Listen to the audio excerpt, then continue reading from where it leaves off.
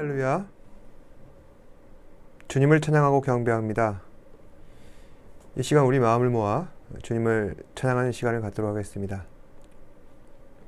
함께 부르실 찬양은 나의 사랑하는 자의 목소리. 함께 찬양하시겠습니다.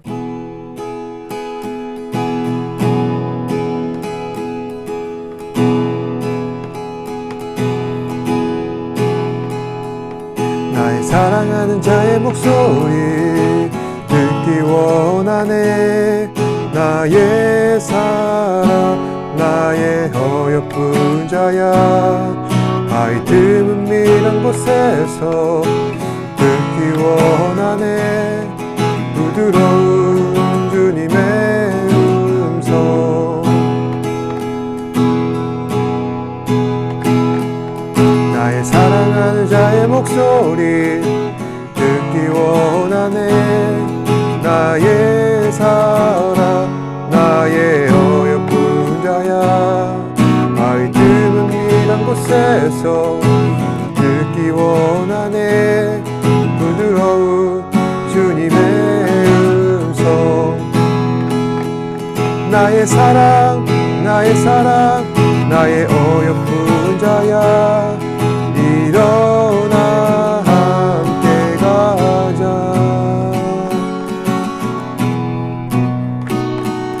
나의 사랑 나의 사랑 나의 어여쁜 자야. 일어나 함께 가자. 나의 사랑 나의 사랑 나의 어여쁜 자야. 일어나 함께 가자. 나의 사랑 나의 사랑 나의 어여쁜 자야. 일어나 함께 가자.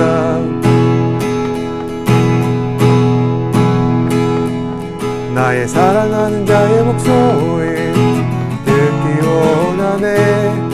나의 사랑 나의 어여쁜 자야. 바위 틈은 미란 곳에서 듣기 원하네. 부드러운 주님의 음성. 나의 사랑 나의 사랑 나의 어여쁜 자야. 일어나 함께 가자. 나의 사랑 나의 사랑 나의 어여쁜 자야. 일어나 함께 가자. 나의 사랑 나의 사랑 나의 어여쁜 자야. 일어나 함께 가자. 나의 사랑 나의 사랑 나의 어여쁜 자야. 일어나 함께 가자. 일어나 함께 가자. 일어나 함께 가자.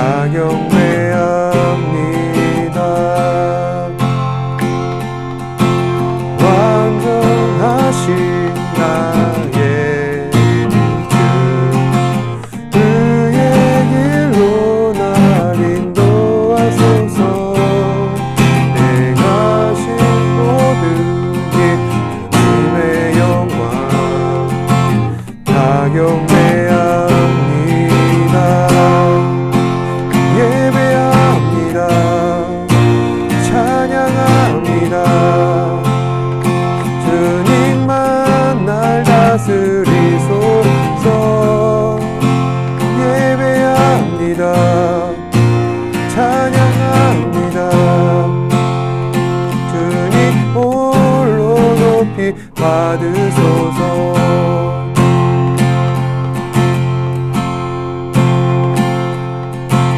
완전하신 나의 주, 의의 길로 날 인도하소서. 행하신 모든 일 주님의 영광 다 경배합니다. 예배합니다. 찬양합니다. 주님만 날 다스리소서. 예배합니다. 찬양합니다. 주님 홀로 높임 받으소서. 예배합니다. 찬양합니다. 주님만 날 다스리소서. 예배합니다. 찬양합니다. 주님 홀로 높이 받으소서. 주님 홀로 높이 받으소서.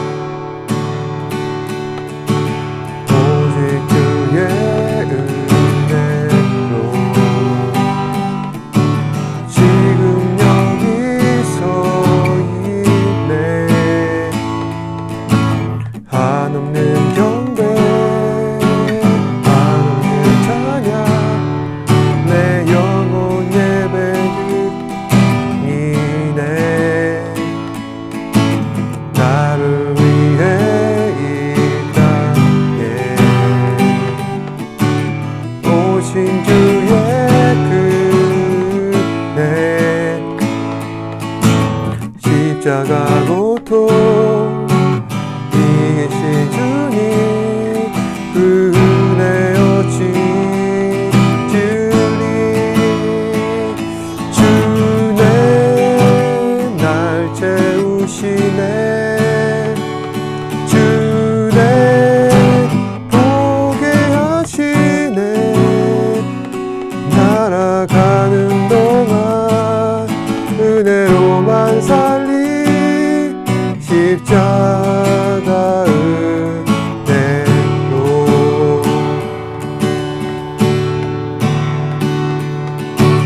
오직 그의 은혜로 지금 여기 서 있네. 한없는 경배 한없는 찬양 내 영혼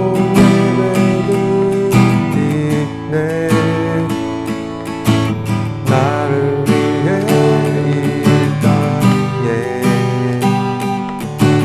오신 주의 그네 십자가 고통 이기신 주님 그 은혜 어찌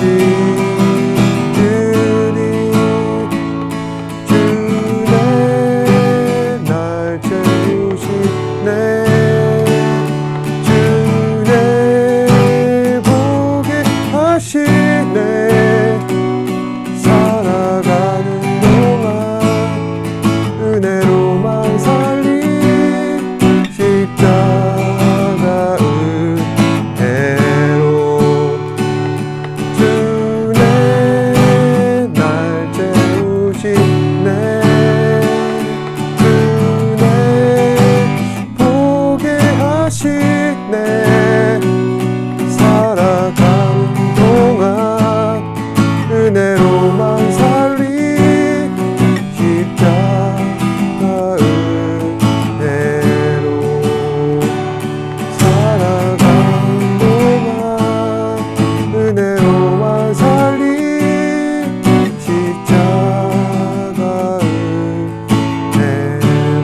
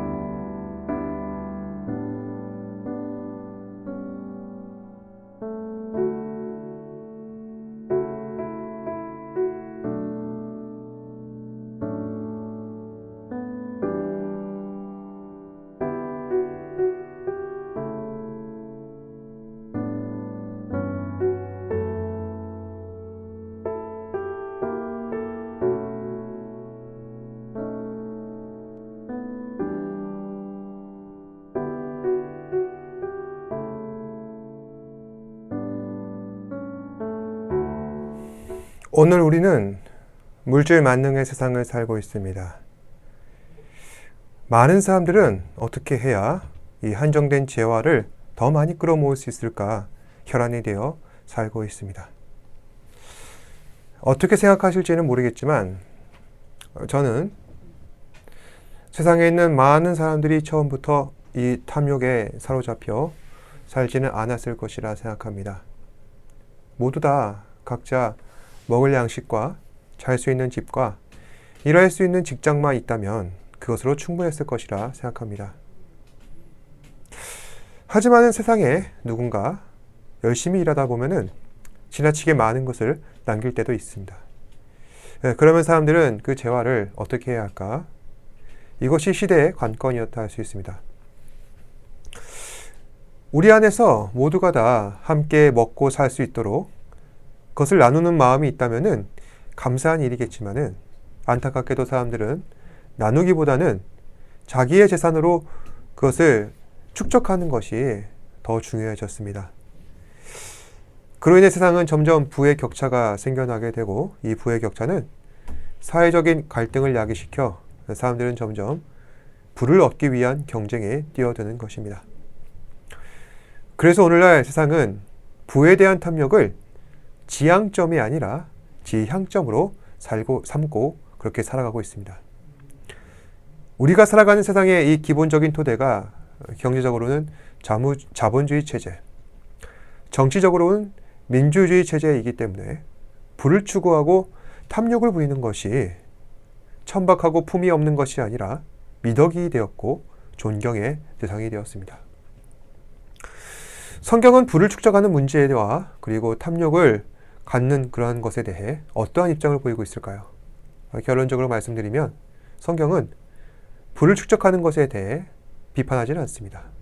도리어 열심히 일하여 많은 부를 축적하면은 그것은 하나님께서 축복하신 것이요 선한 것이라 말씀하고 있다는 것입니다. 신명기 28장 8절에서 9절에 보시면은 여호와께서 명령하사 내 창고와 내 손으로 하는 모든 일에 복을 내리시고 내 하나님 여호와께서 내게 주시는 땅에서 내게 복을 주실 것이며 여호와께서 내게 명령하신 대로 너를 세워 자기의 성민이 되게 하시리니 이는 내가 내 하나님 여호와의 명령을 지켜 그 길로 행할 것임이라. 모세가 이스라엘을 마지막으로 축복하였을 때 하나님의 복을 빌며 내 창고와 내 손으로 하는 일에 복을 주시고 내게 주시는 땅에서 복 주시기를 원하노라 이렇게 전하고 있습니다. 그러니까 세상에 살면서 열심히 일한 대가로 모으는 부에 대해 이것은 하나님의 축복의 결과임을 모세는 전제하고 있는 것입니다. 그래서 성경에 따르면 부를 축적하는 것은 반드시 나쁜 것이 아니요 하나님의 축복의 결과인 것이며 하나님께서 우리에게 선한 것을 주시기 위해 부를 주신다 말씀하고 있습니다. 그렇다면 성경에서는 이 탐욕에 대하여 어떻게 말씀하고 계실까요? 결론적으로 탐욕은 악한 것입니다. 성경에서도 부자가 되는 것은 하나님 축복의 결과로 인한 것이지만 탐욕을 부리는 것은 죄악이라는 것입니다. 그래서 믿음의 선한 일을 위하여 부요함을 하나님께 구하는 것은 마땅히 해야 할 일이긴 하나 탐욕만큼은 반드시 지양해야 한다. 성경은 우리에게 강조하고 있습니다. 골로새서 3장 5절 말씀입니다. 그러므로 땅에 있는 지체를 죽이라. 곧 음란과 부정과 사욕과 악한 정욕과 탐심이니 탐심은 우상숭배니라. 이 말씀에 보시면 우상숭배란 단순하게 신의 형상을 세워놓고 그 앞에 절하는 것만이 아니라는 것입니다. 음란한 일과 부정을 추구하는 것과 사적인 욕심과 악한 정욕과 무엇보다도 이 탐욕의 마음, 즉 탐심을 품는 것까지 우상숭배라 하였습니다. 이처럼 탐욕은 하나님 보시기에 바람직하지 못한 것입니다. 오늘 함께 읽으신 말씀 누가복음 20장 9절에서 18절 말씀에서도 탐욕에 대한 성경의 관점을 분명하게 정리하고 있습니다. 예수님께서는 공생의 사역을 감당하실 때 사람에게 비유로 말씀을 전하셨습니다. 그 중에 하나가 포도원 비유입니다. 결론적으로 말씀드리자면 이 포도원 비유는 그리스도인으로서 청지기 정신을 강조하고 있습니다. 여러분, 청지기 정신이란 무엇일까요? 하나님께서 이 땅을 창조하셨을 때 우리에게 뜻하신 바와 계획하신 바가 있다는 것입니다. 청직이란 관청에서 일을 하는 관리가 나랏돈을 올곧게 맡아보는 일을 하는 경우, 그 경우에 청직이라고 하는 것입니다. 오늘 말씀해 보시면은 어느 동네에서 한 사람이 포도원을 만들고 자신이 고용한 농부들에게 세를 주고 타국으로 오래 떠나 있었습니다. 이제 세를 바칠 때가 되어서 포도원 주인이 농부들에게 세를 거둘 하인을 보내는 것입니다. 그런데 농부들은 주인을 업신여겨 주인이 보내신 종을 몹시 때리고 쫓아내고 있습니다. 아마도 주인은 그러한 종들의 모습을 보면서 크게 격노했을 것입니다. 하지만 이번에는 참고 다른 종들을 이 농부들에게 보내는 것입니다. 이번에도 농부들은 주인이 보낸 종을 몹시 때려서 내쫓습니다. 포도원 주인은 안 되겠다. 이번에는 내 아들을 보내보자. 제 아무리 농부들도 주인의 아들을 어찌하지 못할 것이라 생각했습니다. 농부들도 이번에는 고민합니다. 하지만 그것도 잠시 서로 작당하여 주인의 아들을 죽이기로 하고 실제로 그의 목숨을 끊어버리는 것입니다. 예수님께서는 이 비유를 제자들에게 말씀하시고 제자들에게 묻습니다. 과연 이 포도원 주인이 농부들을 어떻게 하겠느냐? 그러자 제자들도 대답하는 것이죠. 당연히 농부들을 진멸하고 이 포도원을 다른 사람에게 주지 않겠습니까? 대답을 들으신 예수님께서 제자들에게 말씀하십니다. 너희도 그렇게 되지 말지어다. 사실 이 비유의 말씀은 이 땅의 주인 되신 하나님께서 우리에게 여러 번 선지자를 보내셨으나 그들이 전하는 하나님의 말씀을 듣지도 아니하고 오히려 때려서 내쫓거나 죽이기까지 하였다. 과거 이스라엘의 이야기를 비판하고 있는 것입니다. 그리고 이스라엘 백성들의 후예인 지금의 유대인들이 지금도 예수님의 말씀을 무시하며 예수님을 죽이려 하고 있다는 것을 비유적으로 전하고 있는 것입니다. 그래서 오늘 말씀은 이 유대인들 향한 경고의 메시지라 할 수 있습니다. 제자들은 이 말씀에 유념하여 앞으로도 이 그리스도의 고난을 대비하고 자신들도 그같이 고난당할 마음의 준비를 해야 한다는 것을 이야기하고 있습니다. 그런데 이 말씀은 다른 관점에서 보자면은 그리스도 고난에 함께 참여하는 제자들의 태도야말로 청지기로서의 바람직한 모범이다. 성경은 우리에게 전하고 있다는 것입니다. 그리스도의 참된 제자들은 포도원의 비유에 나타난 이 농부들처럼 하나님의 것을 탐내서는 안 됩니다.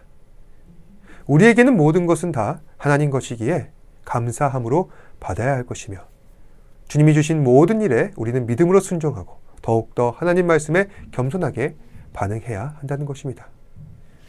재물을 대하는 태도 역시 마찬가지입니다. 우리는 짐승이 아닙니다.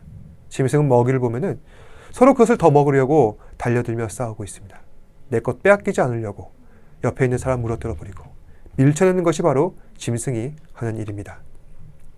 하지만 그리스도인들은 물질 앞에 잠잠합니다. 늘 겸허한 자세를 가지고 모든 것이 하나님의 것이니 내가 하나님 영광 위하여 어떻게 이것을 쓸 것인가 신중하게 생각하고 행동하는 것이 참 그리스도인입니다. 따라서 이러한 마음의 자세를 가지고 늘 항상 주님 앞에 감사하는 청지기가 되어야 한다는 것입니다. 그래서 이러한 청지기 정신을 따라 물질과 관련하여 우리는 세 가지를 유념해야 할 것입니다. 우선 첫 번째, 우리는 물질에 대하여 하나님 앞에 깨끗해야 할 것입니다. 하나님을 향한 우리의 신앙 고백은 단지 입술의 고백뿐만이 아니라 물질에 대해서도 신앙 고백하는 마음으로 살아야 한다는 것입니다. 다시 말해 11조와 헌금 생활을 성실히 하여 하나님 앞에 자신의 모든 것은 하나님께 속하였다는 믿음으로 물질을 드려야 한다는 말씀입니다. 사실 하나님께서는 우리가 드리는 물질 전혀 아쉽지 않으십니다. 세상의 모든 것은 다 하나님께 속한 것이기에 그러니 어찌 우리가 드리는 예물로 하나님을 만족시켜 드릴 수가 있겠습니까? 단지 하나님께서는 우리 마음만을 기쁘게 받으실 뿐이죠. 이 말씀은 그저 정성을 들여라 그런 차원의 얘기가 아니라는 것입니다. 만약 우리가 죄와 더러움과 불의로 가득 찬 마음으로 하나님 앞에 나오면서 제물을 드린다고 한다면은 과연 하나님께서는 그러한 우리 마음을 기뻐 받으시겠냐는 말씀입니다. 겸손한 마음이란 그저 낮은 자세로 엎드리는 것만을 말하는데 이것도 맞는 이야기다. 하지만 낮은 자세로 엎드리게 하는 그 마음의 중심에는 무엇이 있어야 하는가? 하나님 앞에 있는 나라는 존재가 죄와 불의와 더러움에서 완전히 해방되었는가? 그래서 만약 그렇지 않다고 한다면 회개하고 주님 앞에 돌아와 나의 모든 더러운 죄를 사하여 달라고 낮은 자세로 엎드려야 한다는 것입니다. 이처럼 죄와 불의와 더러움을 해결하고 깨끗한 마음으로 바치는 예물만을 하나님께서는 기뻐 받으신다. 두 번째입니다. 우리는 사람 간의 관계에서 나타나는 물질의 문제에 대하여 청렴해야 합니다. 살다 보면 돈을 빌려줄 때도 있고 빌려야 할 때도 있습니다. 각자의 사정은 얼마든지 다르기에 불가피한 문제입니다. 성경에서도 돈을 꾸고 빌리는 것에 대해서 뭐라고 하지 않습니다. 다만 거래에 있어서 인격적인 태도가 필요하다 할 수 있습니다. 지나치게 높은 이자를 받아 다른 사람을 곤란하게 말 것이며 무리한 채무관계를 금하고 깨끗하게 거래하는 자세가 필요하다는 것입니다. 세 번째로 부정거래와 도박, 지나친 불로소득도 금하고 있습니다. 부정거래란 잘못된 방법으로 돈을 벌고 부정하게 쓰는 것을 말합니다. 그리고 불로소득에 관해 성경의 원칙으로는 이 문제를 장려하고 있지 않습니다. 하나님께서는 땀을 흘려 일하고 땅의 소산을 먹으라 하였습니다.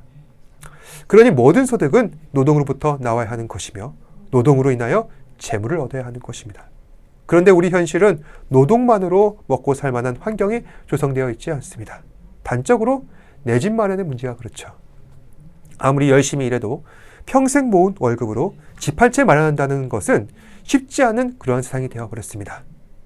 이러한 현실 속에 사람들은 노동소득에 대하여 큰 회의감을 가집니다. 노동은 기본이고 여기에 더하여 투자와 재테크, 즉 돈으로 돈을 버는 방법에 사람들은 많은 관심을 보이고 있습니다. 다시 한번 말씀드리지만은 성경은 불로소득에 긍정도 부정도 하지 않고 있습니다. 다만 우리가 일하지도 않고 가진 돈을 굴리는 것만으로 생활하고 수입을 불리고 하는 것은 바람직하지 않다. 모든 만물을 창조하시며 주관하시는 하나님께서 우리가 무의도식하는 것을 원치 않으신다. 반드시 내 손으로 수고하여 얻은 곡식소산을 먹으라 하시는 것입니다. 마지막으로 가진 재물에 만족하며 감사해야 한다는 것입니다. 우리의 모든 것은 하나님께 속하였습니다. 그러니 이 물질을 어떻게 잘 활용할 것인가? 하나님 나라를 위하여, 이웃을 위하여 이 물질을 잘 사용하도록 노력해야 한다. 바로 이것이 하나님께서 주신 축복에 감사하는 태도라는 것입니다. 사랑하는 여러분, 하나님께서는 저와 여러분들에게 큰 복을 주셨습니다. 우리가 세상을 살면서 먹고 마시는 모든 것이 하나님의 축복이라 할 수 있습니다. 비록 하늘로부터 갑작스럽게 우리가 금덩이가 떨어지는 그런 과분한 복이 우리 안에서는 나타나지는 않습니다. 하지만 하나님께서는 우리에게 있어서 반드시 있어야 할 것 분명하게 채워주시고 그 물질을 통하여서 하나님의 영광을 나타내고 계십니다. 오늘 하루도 우리에게 주신 모든 것에 감사하며 살아갑시다. 마음으로 그 감사함을 시인하고 감사의 고백으로 우리 삶 가운데 반응하시는 그런 사람들에게 하나님께서는 풍성한 복을 내려주실 것입니다. 기도하겠습니다. 사랑과 은혜가 풍성하신 아버지 하나님 감사합니다. 오늘 말씀을 통하여서 올바른 그리스도인으로서의 재물관에 대해 알게 하시고 또한 어떠한 자세로 우리가 살아가야 할지 생각하게 하신 것 감사합니다. 주님, 우리 안에 있는 탐욕이 우리의 마음과 생각을 주장하려 할 때 하나님의 은혜로서 우리를 새롭게 하여 주시었고 주의 말씀 앞에 순종하며 하나님 앞에 겸손한 자세로 살아가는 참 청지기로서의 삶을 살아갈 수 있는 우리 지체들 되게 하여 주시옵소서. 우리 안에서 물질에 의한 유혹이 우리 마음을 사로잡을 때 성령 하나님 우리를 붙잡아 주시었고 은혜를 허락하여 주사 하나님께 늘 항상 감사하는 마음으로 살아갈 수 있는 사랑하는 지체들 되게 하여 주시옵소서. 모든 말씀 예수님 이름으로 기도합니다. 아멘. 하늘에 계신 우리 아버지여, 이름이 거룩히 여김을 받으시오며 나라가 임하시오며 뜻이 하늘에서 이루어진 것 같이 땅에서도 이루어지이다. 오늘 우리에게 일용할 양식을 주시옵고 우리가 우리에게 죄 지은 자를 사하여 준 것 같이 우리 죄를 사하여 주시옵고 우리를 시험에 들게 하지 마시옵고 다만 악에서 구하시옵소서. 나라와 권세와 영광이 아버지께 영원히 있사옵나이다. 아멘. 힘을 내요 당신의